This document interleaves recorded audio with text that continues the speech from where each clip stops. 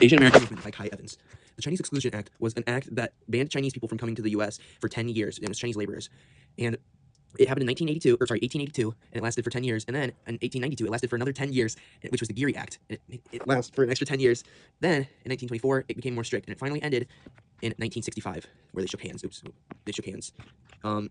Then we have the Immigration and Nationality Act of 1965, which is basically the same thing. It was signed by this guy here, Lyndon B. Johnson. Lyndon B. Johnson was a very good dude. He signed the Black Civil Rights Act.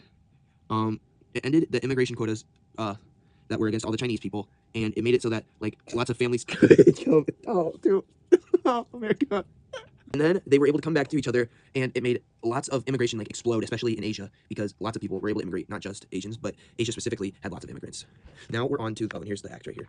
Now we're on to the Confucius Plaza protest, which I found to be very interesting. And the reason I found it to be so interesting was because, which I'm going to talk about later, the DeMatteis Corp, they decided that while they were building something in Chinatown, they would not hire any Asian workers. Now, that's kind of funny because, they're in Chinatown and they need Asian workers. And you can see in this picture right here, DeMatteis organization. They are still a group today, or there's at least a construction group called DeMatteis. I don't know if it's the same people, but there is a group called DeMatteis today. And these people are protesting because they want it to work. And so pretty much, in the Confucius Plaza protest, there was a bunch of Asian Americans who wanted to protest it. There were 250 protesters on May 16th, which is, some of them went on to start a bunch of like Asian American equality groups, which I'll talk about later. But May 16th of 1974, they kept arguing with the company, and after 8 weeks, they ended up sitting in front of steamrollers so that the company couldn't work anymore. And eventually, the company agreed to hire the Asian workers, and they hired 27 of them. And it was a very big civil rights victory for these people, and the DeMatteis finally fixed their ways. And the people who protested went on to start Asian Americans for Equality, and it is a group. It's pretty self-explanatory, but it's a group of Asian Americans who want equality with each other.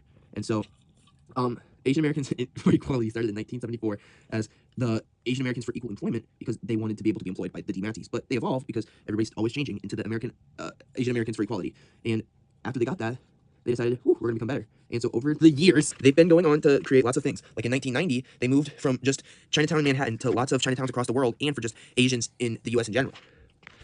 This is a sad case because it's about a man named Peter Yu. Now, Peter Yu saw 2 cyclists getting arrested, and there's a large crowd, and one happened to have a police that was about to hurt a 15-year-old boy, an evil police.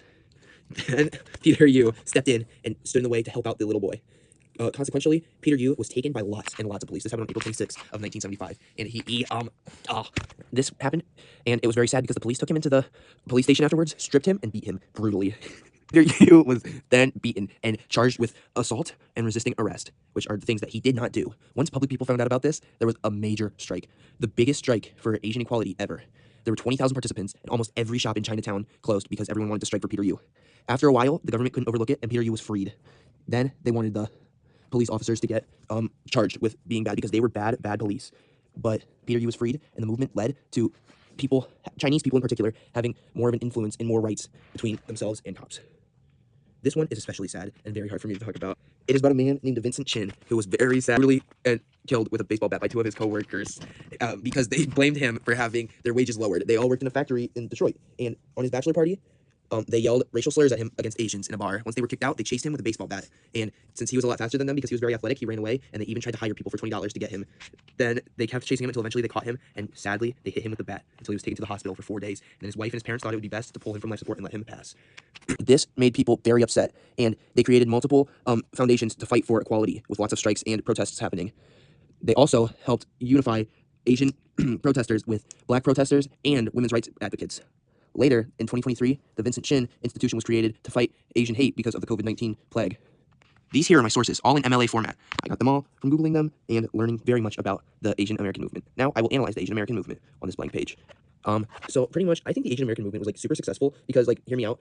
It ended like things like the Chinese Immigration Act that like stopped them from coming, the Chinese Exclusion Act that like stopped Chinese people from even coming to the U.S. But with the Asian American movement, they were able to get Chinese people in the U.S. and even get the Immigration Act signed that helped Asian people come in. They also did things like win victories for the Asian people by doing things like the Confucius Plaza, where they were able to get the construction company to hire them, and they didn't lose. They beat the Americans. Then they stopped things like the government oppression and police brutality by protesting the beating of Peter Yu. So they forced the government to actually look and stop this kind of stuff from happening. Also, they made Vincent Chin into a movement that connected them with other movements, like the Black Civil Rights Movement and Women's Rights Movement. Also, they built things like the AAFE, which is the Asian Americans for Equality group that lasted until today and has worked hard and helped everyone out. All of these things have shown that the Asian American movement is very useful and can help everyone out. It has become a thing. It's not just stationary. It's a movement, not a monument, kind of like Kairos. sorry.